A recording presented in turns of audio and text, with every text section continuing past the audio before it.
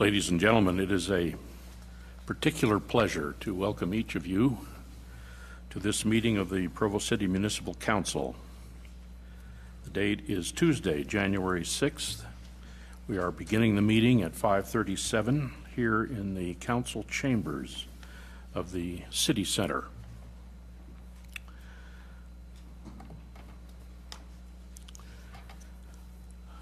I welcome you on behalf of my colleagues of the Municipal Council and wish to extend particular welcome and recognition to Councilmember Stephen Hales, who is joining us after a short absence. This meeting is being broadcast live on Provo City Channel 17 and channel17.provo.org, where it will also be available for on-demand viewing. We request that citizens help maintain the decorum of the meeting by turning off electronic devices, being respectful to the council and others as the meeting proceeds. I invite Mr. Parker to commence the roll call. Wayne Parker. Kay Van Buren. Gary Winterton. Kim Santiago. Al Miller. Gary Garrett. Dave Sewell. Stephen Hales. Ryan Jones. Matt Taylor. And we excuse Mayor Curtis, who is out of town. The opening prayer will be offered by Karen Tapahi, a member of the Municipal Council staff, coordinator of public communications and the neighborhood program. Following the prayer, she will lead us in the Pledge of Allegiance.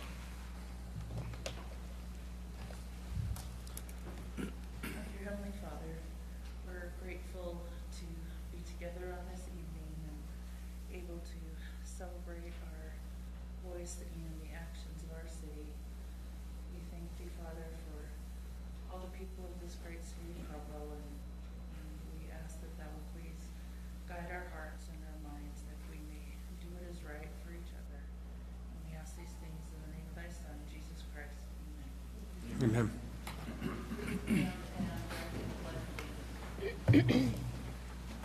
Pledge allegiance to the flag of the United States of America and to the republic for which it stands, one nation under God, indivisible, with liberty and justice for all.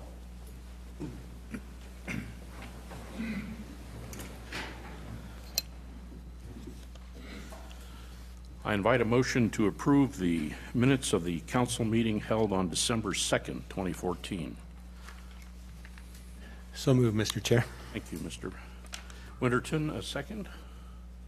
Thank you very much, Mr. Hales. All in favor? Thank you.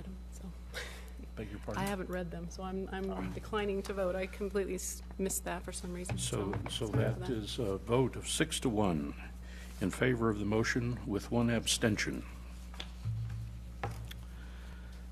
I now call for nominations for the office of Municipal Council Chair.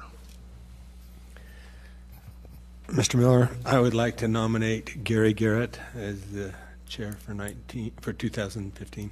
Thank you very much, Mr. Winterton. Are there other nominations?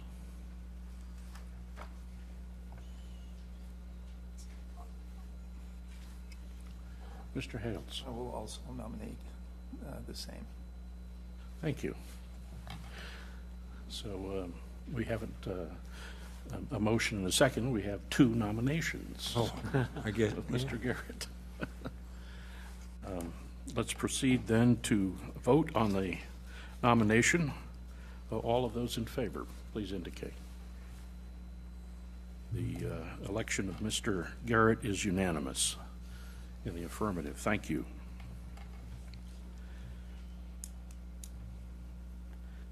And now nominations for Council Vice Chair.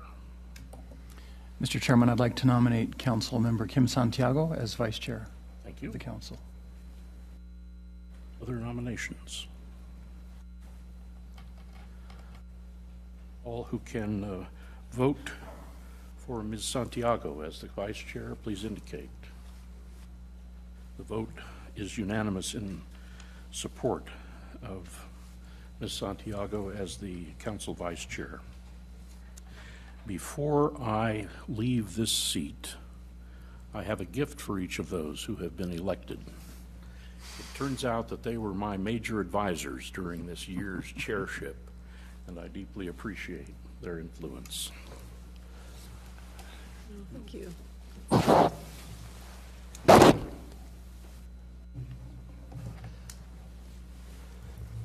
Switch.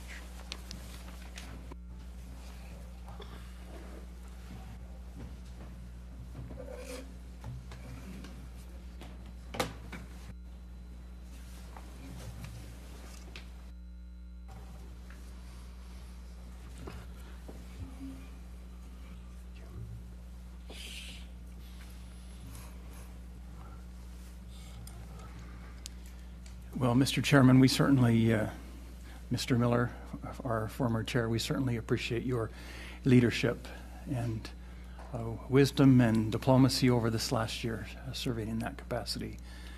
Has been a great service to certainly our council, but most importantly our city and those that we serve.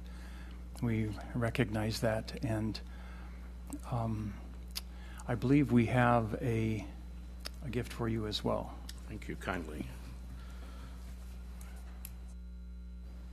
With that gift, you'll have to come to the front.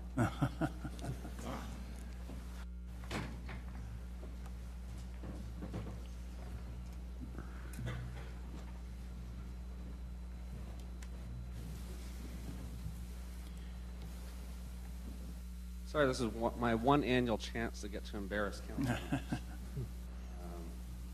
Not all of them.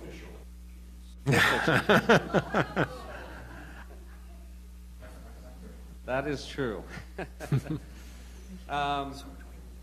So, in the spirit of this a moment, though, I asked the question, what is a chair? See a resolution, let's look in here and see. Four legs as a place for resting our posterior. But, There's a resolution. actually, as I looked into the meaning of chair, it has its symbolic roots in what we all sit upon. It's set, I think back of my one visit to Westminster Abbey in the coronation chair. If you've had the opportunity to see the chair that they coronate kings and queens upon. But that's symbolic, though, for a position of authority. And I thought about this one who presides, and looked into the Greek behind that, and the Latin for chair to one that presides, and its etymology relates back to this idea of a symbolic seat of one who has the authority to preside, which has its roots in words such as watcher or overseer or oversee. And interestingly enough, not to bring religion into it, but Paul has some advice for overseers and bishops in Christian scripture. He says an overseer is to be one above reproach, temperate, self-controlled, respectable, hospitable, able to teach. I just saw him through some humor. Not violent, but gentle, not quarrelsome. And this is the epitome of Mr. Miller, and I really appreciate it. Well, I was paraphrasing. Yes, you are that as well. But if I could throw in one more synonym for chairperson, that would be Hal Miller. And I've appreciated his service, and a small token of our appreciation to him, and to his wife, his one wife, for putting up with his extra service this year and his service on the council. Thank you for all your time.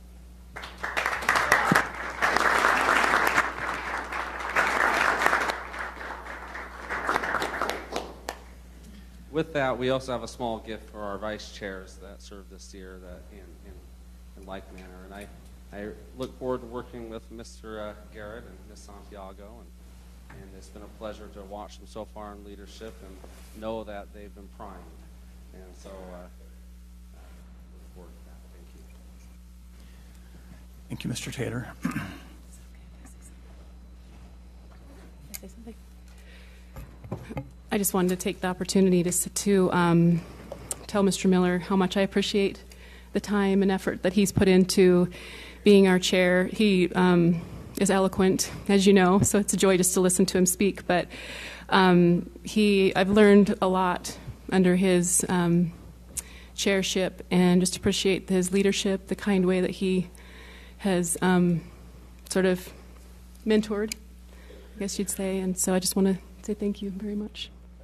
And I appreciate working with Mr. Garrett. These two true gentlemen. I get to work with some amazing people on this council and with our administration and our staff. We just are truly blessed to have just really great gentlemen to work with, and I appreciate that very much, and appreciate Mr. Garrett, and really look forward to working with you as well and learning from you. So thank you. Thank you, Ms. Santiago, and I the same. One time, in Mr. Miller's absence, I even got to read a statement that he had prepared for the council, and it was just so empowering to read his words. We now have on the agenda this resolution acknowledging the election of chair and vice chair of the council for the coming calendar year. I'll read the resolution and then look for a motion to pass. Whereas pursuant to section 2.50.020 of the Provo City Code, the Municipal Council is required to elect a chair and vice chair for the calendar year 2015. And whereas in a duly noticed public meeting held January 6th, 2015, nominations and votes were taken with regard to each position. Now therefore be it resolved by the Council of Provo City, Utah as follows.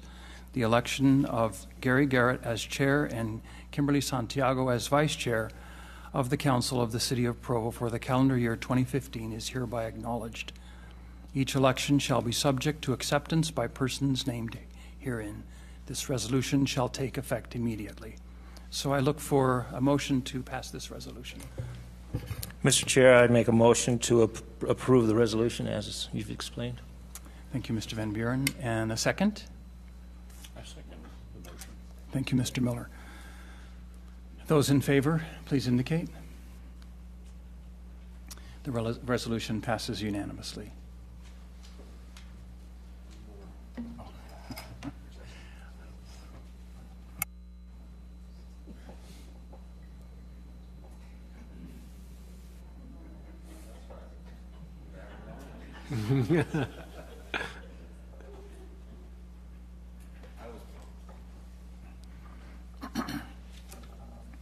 Our next item of council business then is to move to the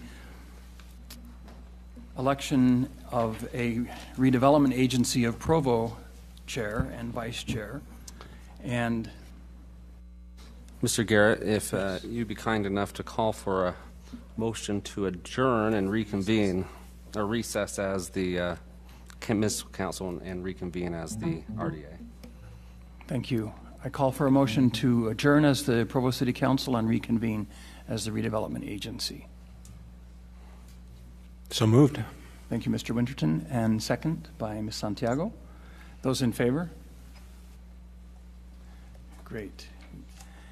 Now we'll turn the time over to Mr. Hale as the current RDA chair. Thank you. I'd now like to call for nominations for the office of board chair. Mr. Chairman, I would like to nominate Stephen Hales to serve another year as the RDA chair. Thank you very much. Thank you very much. And is there a second? I second the motion. Thank you. All in favor then, please show. It appears that the motion is unanimous. Thank you very much. I'd now like to declare the nominee with the majority vote as the elected council chair, which would be me. And now I would like to repeat the nomination for the election of vice chair.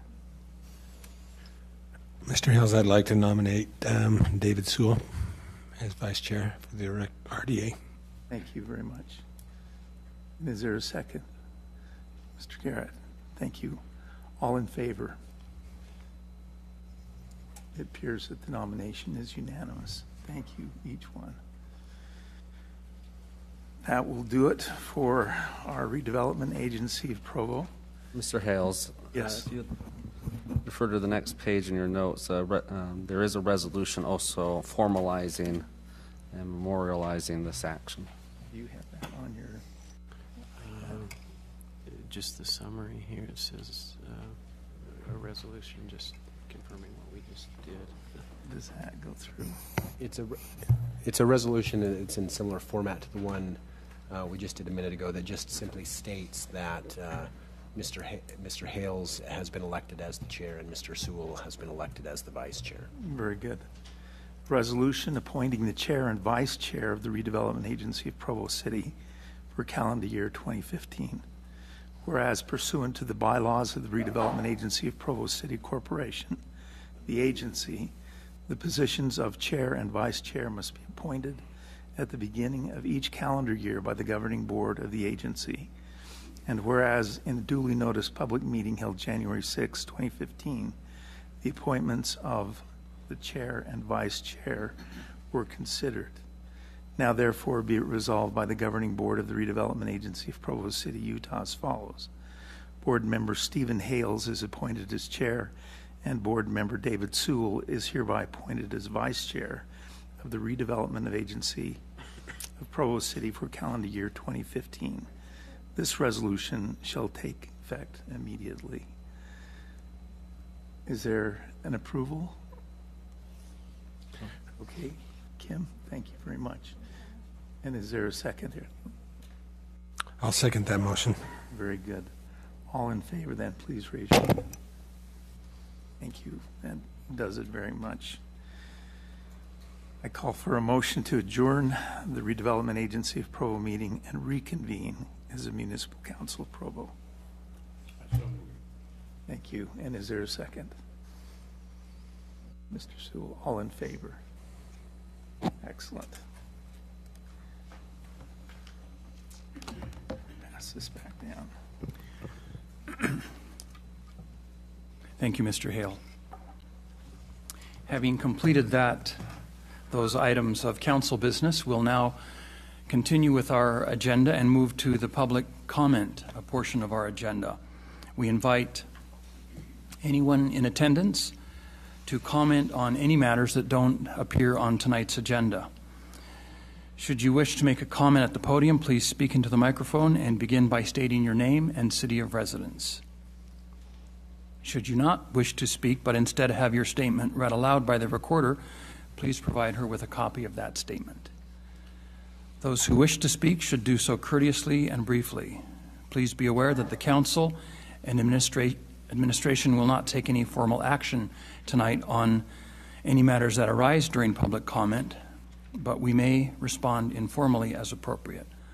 Also be aware of additional means for addressing council and administration, including email, telephone, social media, all of which are listed at the Provo City website, provo.org. Any with comments are invited to approach the podium at this time. Thank you.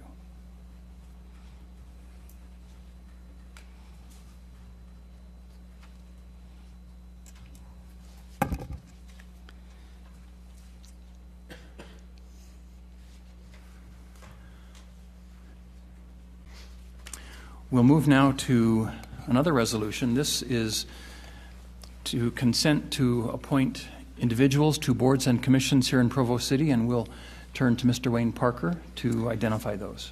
Mr. Chairman, thank you very much. The mayor has recommended the appointment of Deborah Jensen, who lives in Provo, to serve as a member of the Board of Adjustment for a 5-year time period.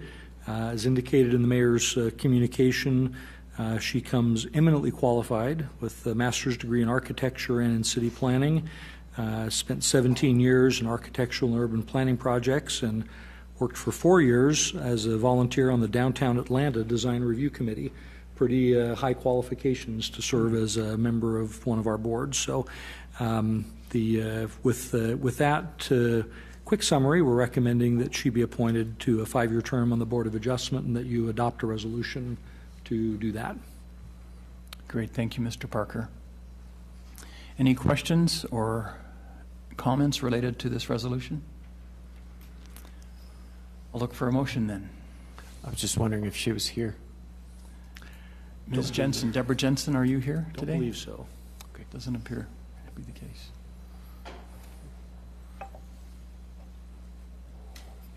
I would like to recommend a resolution consenting to the appointment of individuals of Ms. Jensen. Thank you for your motion. Mr. Winterton, a second. Mr. Van Buren, thank you. Those in favor of this resolution, please indicate. Thank you. That resolution passes unanimously.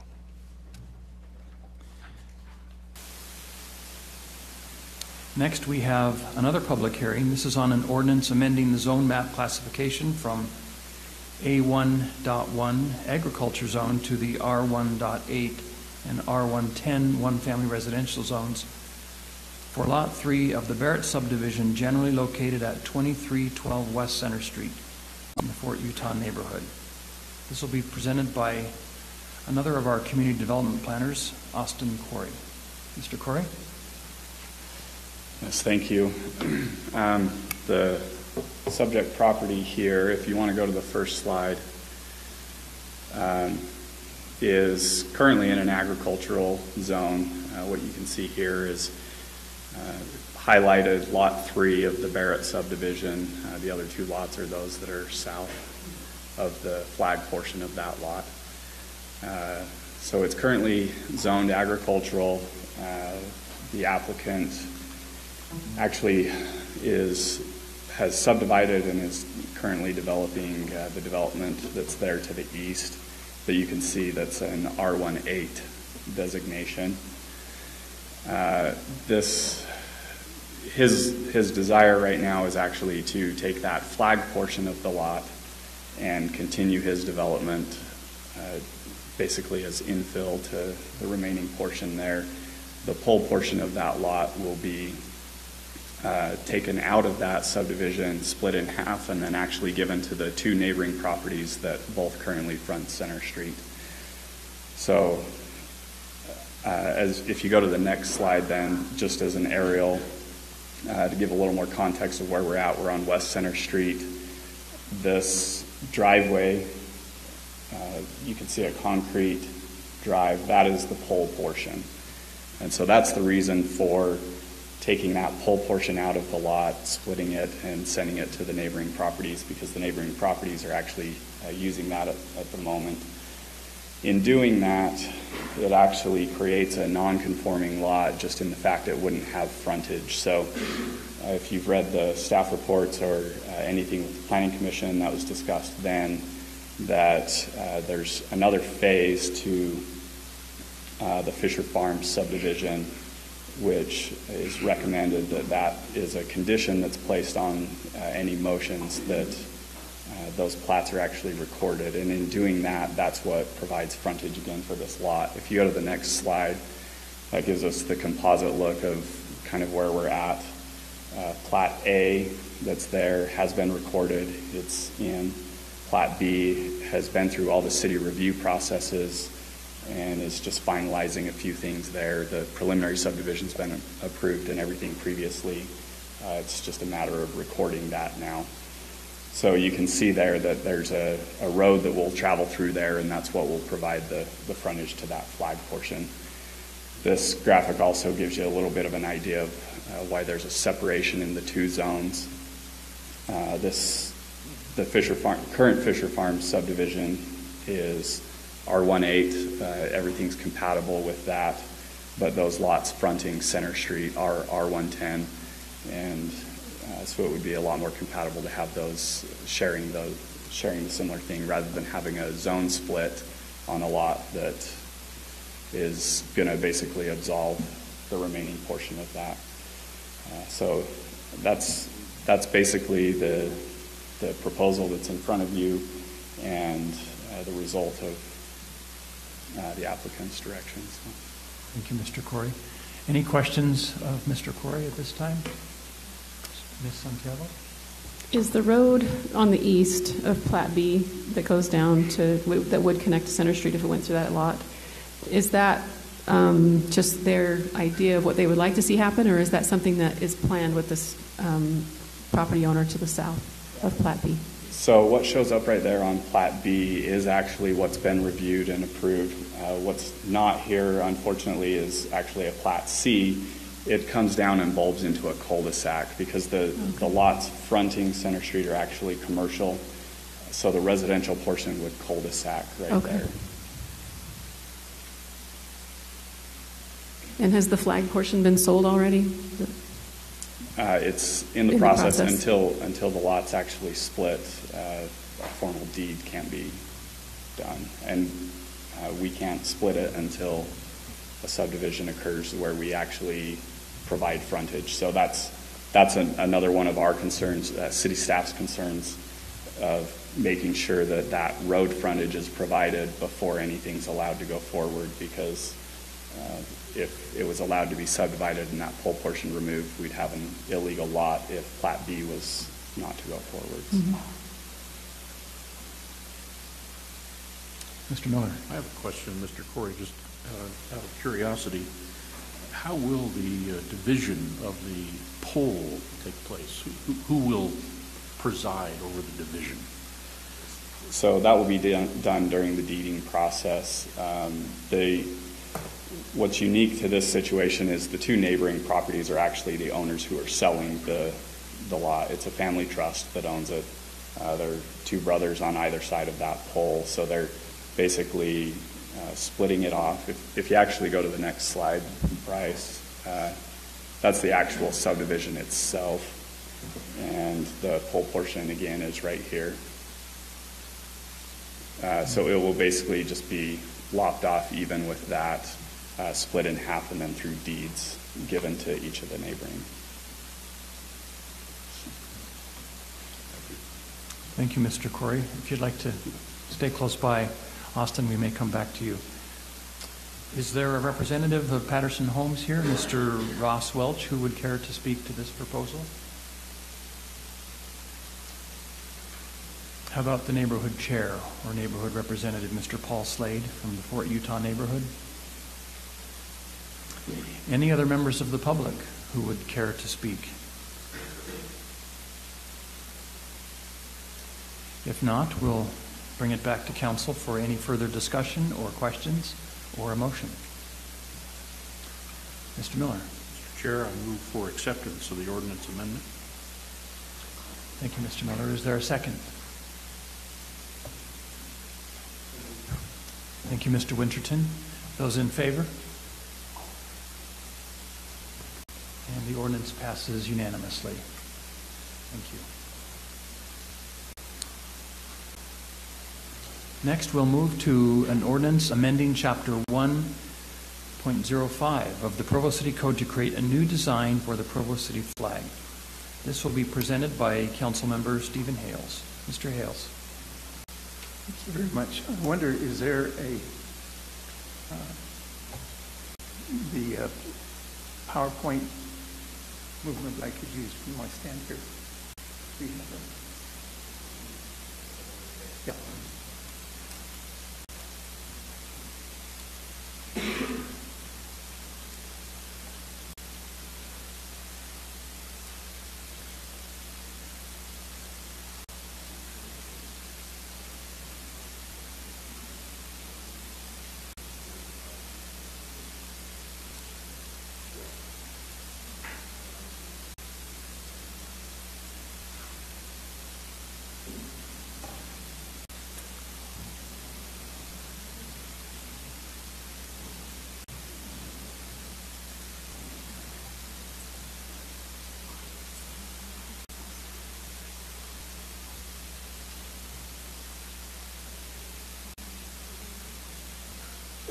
Yeah, I can do it.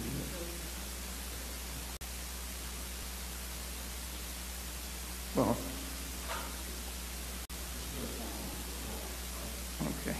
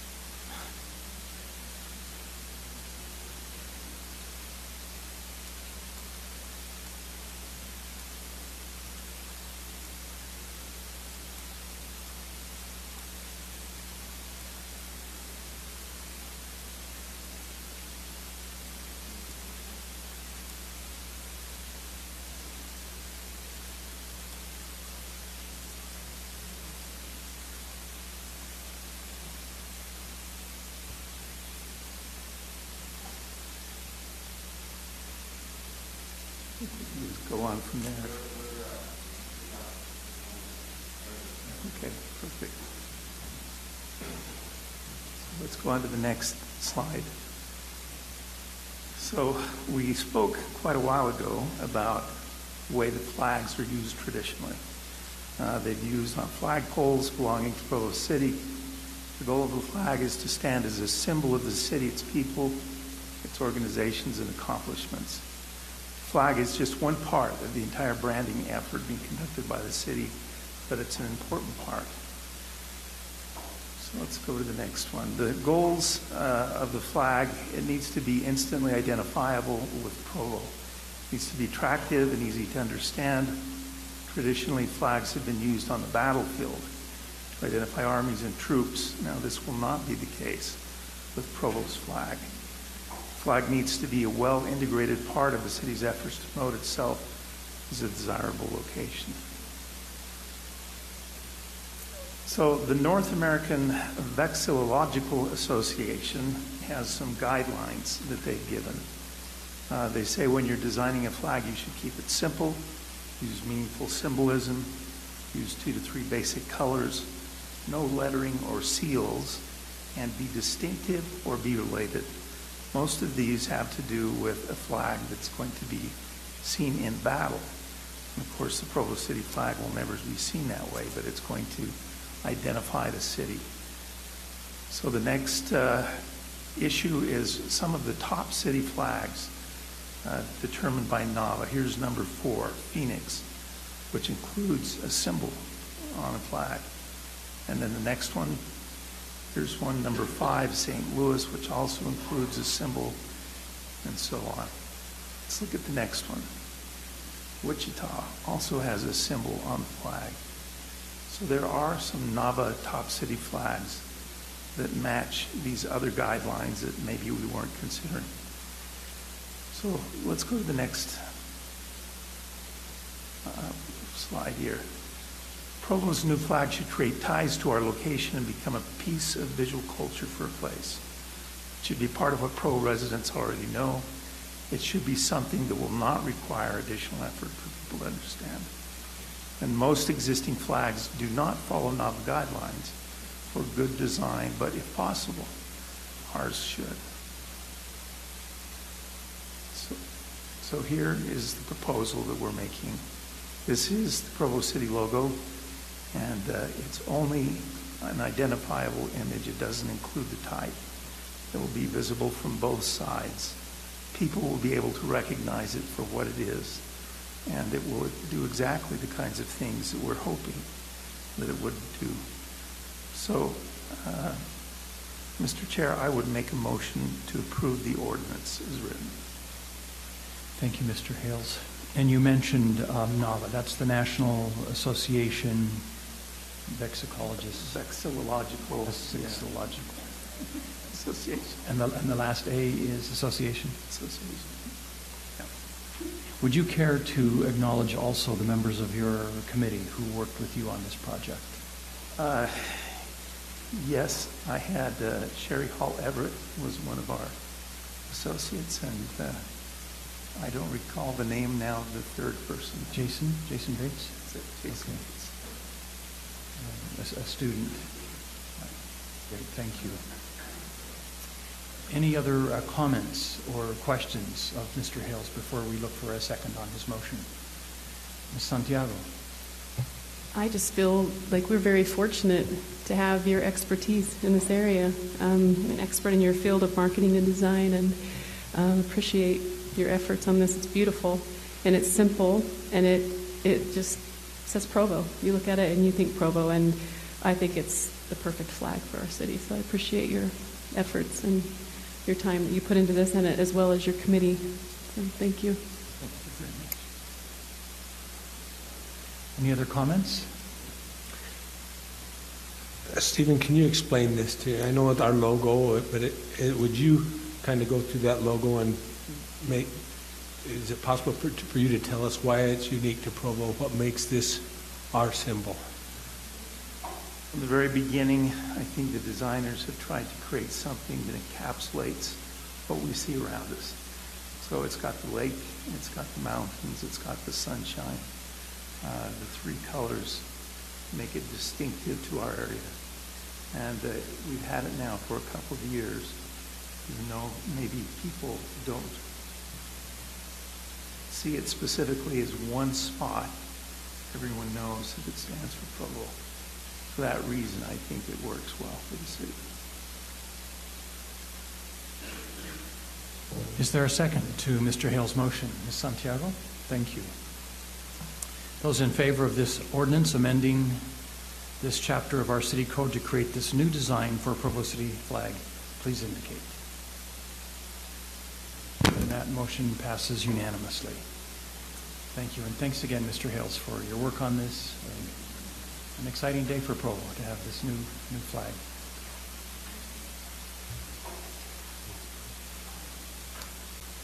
The final item on our agenda is an ordinance amending section 1.01.010, effect on prior legislation, and section 1.01020 of the Provo City Code, and revising, codifying, and compiling the general ordinances of Provo City. This will be presented by our Executive Director, Mr. Matt Taylor.